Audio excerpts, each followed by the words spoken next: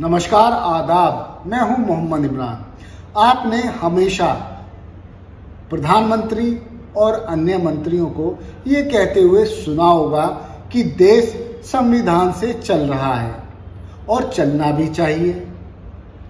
खैर, देश कितना आजकल संविधान से चलता है और संविधान की बातों का पालन करता है, इस सब बारे में मैं बताऊंगा। इसीलिए आज मैं लेकर बैठा हूं भारत की राज्य व्यवस्था। इस किताब को तो वैसे ज़्यादातर वो लोग पढ़ते हैं जो यूपीएससी की तैयारी कर रहे होते हैं, पीसीएस परीक्षा की तैयारी कर रहे होते हैं, क्योंकि इसमें संविधान की छोटी छोटी बारीकियां बताई गई हैं। इस किताब को मैंने बहुत विश्लेषण के साथ पढ़ा हुआ है, इसीलिए मैं आप लोगों को ये बताऊंगा कि संविधान क्या कहता है और आजकल क्या हो रहा है। चलिए शुरुआत करते हैं। दरअसल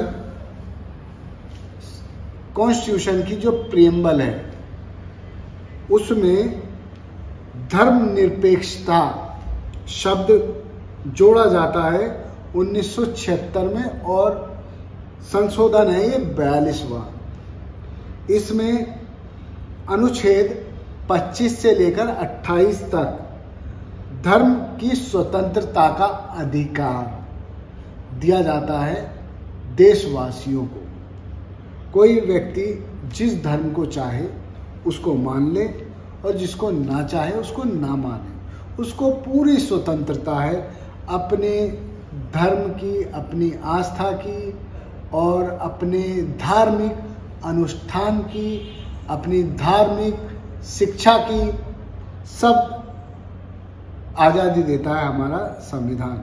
भारतीय संविधान में धर्मनिरपेक्षता की सभी अवधारणाएं संविधान में विद्यमान है, ये किताब में लिखा गया है। हमारे देश में सभी धर्म समान हैं और उन्हें सरकार का समान समर्थन प्राप्त है, ये कहा गया है संविधान में।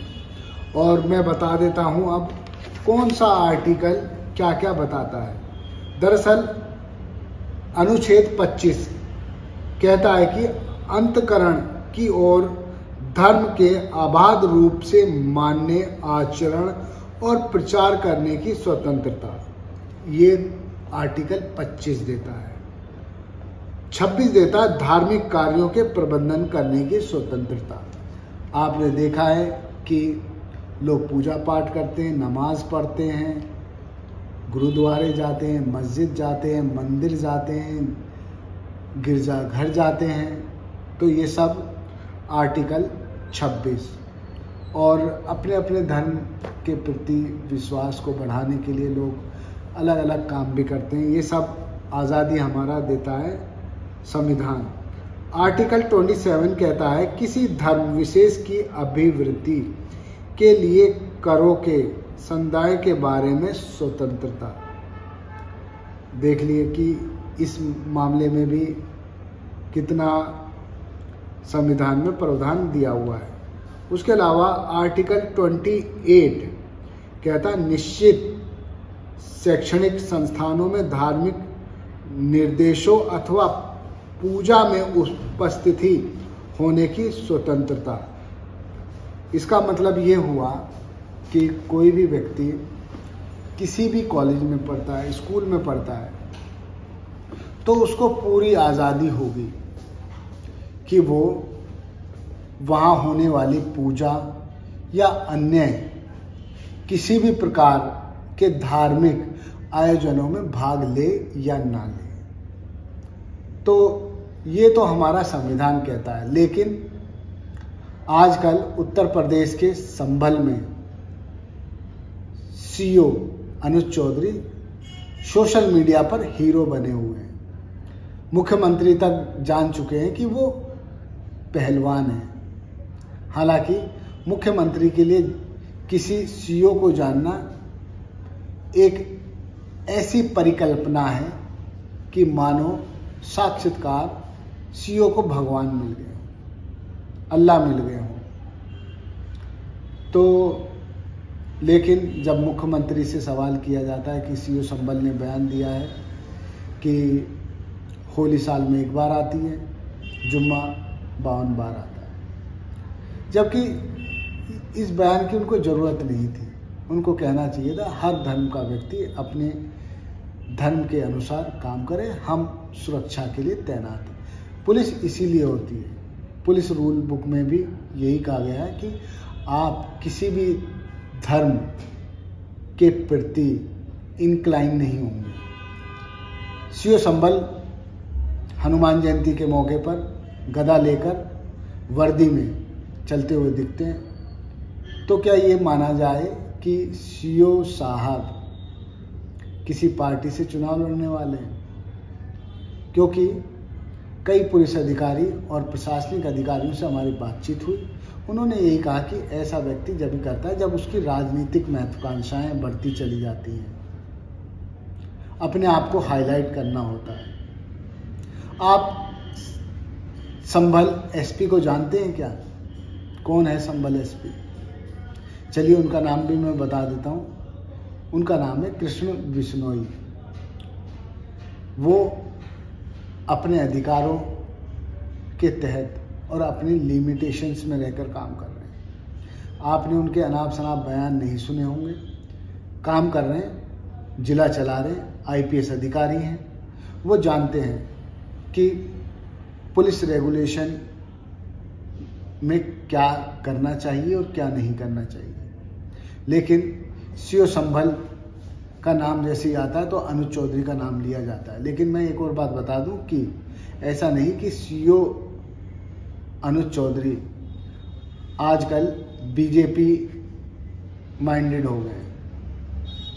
इससे पहले जब समाजवादी पार्टी की सरकार थी तो ये दादरी में सीओ के पद पर तैनात थे और उस दौरान भी इन पर यह आरोप लगे कि ये सपा का पक्ष बहुत लेते हैं, बीजेपी नेताओं पर सीधे फायरिंग कर रहे हैं, ये आरोप लग रहे थे। इतना ही नहीं, कई जनप्रतिनिधियों ने इतना तक कह डाला कि ये समाजवादी पार्टी के कार्यकर्ता की तरह काम कर रहे हैं। और आज कहा जा रहा है कि सीओ संभल अनुज चौधरी बीजेपी कार्यकर्ता की तरह ही काम कर रहे हैं।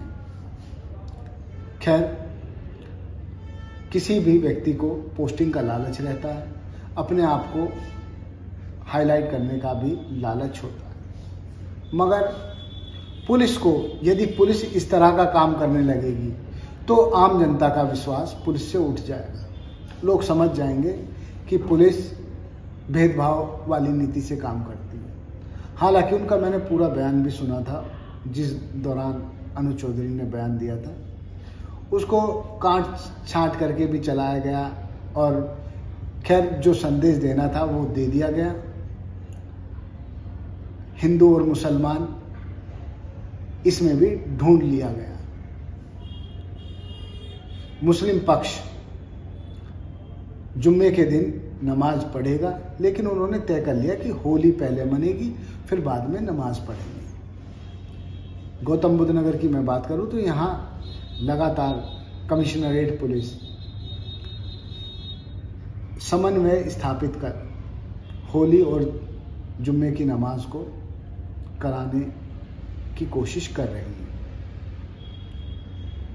पुलिस का दावा है कि यहाँ कोई भी असामाजिक तत्व, चाहे किसी भी धर्म का हो, यदि उसने उत्पात मचाने की कोशिश की तो उसकी जगह एक ही रहेगी, वो है जेल। ठीक इसी तरह का संदेश सीओ संभल को भी देना चाहिए था, हालांकि वो बयान देने के लिए अधिकृत नहीं है। जिलाधिकारी, एसपी भी बोलते हैं कि कोई भी बयान दे इस तरह का देने से बचना चाहिए। लेकिन सीओ संभल अनुज चौधरी देश के लिए मेडल भी ला चुके हैं और पहलवान हैं, ये हकीकत है। और अपने चित परिचित अंदाज के लिए वो जाने जाते हैं। दादरी सीओ रहते वक्त उन्होंने कई समस्याओं के समाधान भी कराए। जहां रेलवे रोड पर जाम लगता था, वहां उन्होंने एक लाइन खींची और टपरी वालों को चैलेंज कर दिया, यदि इससे बाहर आए तो कुटोगे। उस दौरान समाजवादी पार्टी की सरकार थी, लेकिन रामपुर में रहते हुए भी उन्होंने सीधे आजम खान से टक्कर ले ली। वो खुद को दिखाते हैं कि मैं निष्पक्ष हूं और जो मैं कर रहा हूं वो सही कर रहा हूं। खैर, बीजेपी उनको कब उम्मीदवार बना दे इस बारे में कहा नहीं जा सकता। सांप्रदायिकता की राजनीति है। सांप्रदायिकता अब पुलिस में भी इस तरह के ऑफिसर्स घुसा देंगे तो इस देश की जनता को इंसाफ कौन दिलाएगा? कोई भी पुलिस वाला, कोई भी न्यायपालिका जब काम करती है तो वो निष्पक्ष होकर काम करती है और लोगों में ऐसा संदेश देती है कि उस पर भरोसा कायम रहे। लगातार संभल में पीस मीटिंग हो रही है और भी सीओज मीटिंग कर रहे हैं। एसपी कृष्ण बिश्नोई भी मीटिंग कर रहे हैं, डीएम भी मीटिंग कर रहे हैं, लेकिन इस तरह का बयान किसी ने नहीं दिया। इसे अनुज चौधरी की बेवकूफ़ी कहें या समझदारी, ये तो खैर वही बता सकते हैं, लेकिन मीडिया को एक नया मुद्दा मिल गया। हिंदू और मुसलमान करने का एक और टॉपिक मिल गया। कई दिन बहस चल रही है। एक सीओ को इतना चढ़ा दिया जाता है, वो भी किस बात पर कि कंपेयर करने पर। होली साल में एक बार आती है, जुम्मा 52 बार आता है। तो जनाब आप ये भी समझ लीजिए कि रोज़ों में जुम्मे 4 होते हैं और जुम्मे की नमाज अदा करने के लिए लोग बेहद उत्सुक रहते हैं, जिस तरह से लोग होली मनाने के लिए रहते हैं। इसीलिए आपको चाहिए कि आप सुरक्षा दें, नसीहत ना दें और सामाजिक सौहार्द बनाएं, हिंदू मुसलमानों के बीच भाईचारा बनाएं, नफरत फैलाने का काम ना करें। मुख्यमंत्री ने भी सपोर्ट कर दिया कि पहलवान है, पहलवान वाली भाषा में बोल रहे हैं। कुछ लोगों को बुरा तो लगेगा। खैर, मुख्यमंत्री राजनीतिक व्यक्ति हैं और मुख्यमंत्री को मालूम है कि उन्हें अपने वोट बैंक को किस तरह से साधना है। लेकिन जिस वक्त मुख्यमंत्री योगी आदित्यनाथ शासन करते हैं, उस दौरान वो हिंदू मुसलमान ना सोचते हुए बल्कि हर व्यक्ति को नागरिक समझते हैं और उसी के तहत डिसीजन लेते हैं, काम करते हैं।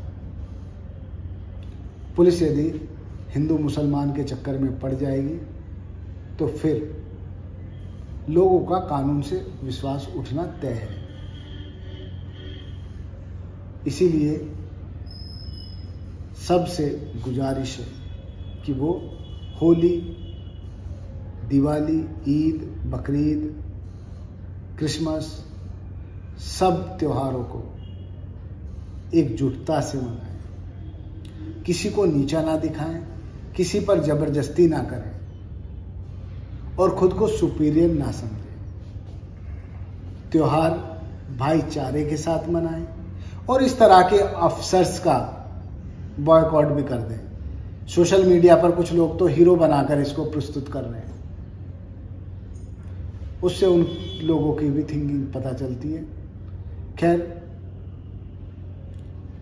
कल होली है और जुम्मे की नमाज भी है।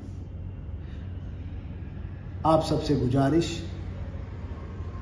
आप होली भी मनाएं और आप जुम्मे की नमाज अता भी करें। धन्यवाद। देखते रहिए जय हिंद जनाब। चैनल को लाइक और सब्सक्राइब करना ना भूलें। जय हिंद।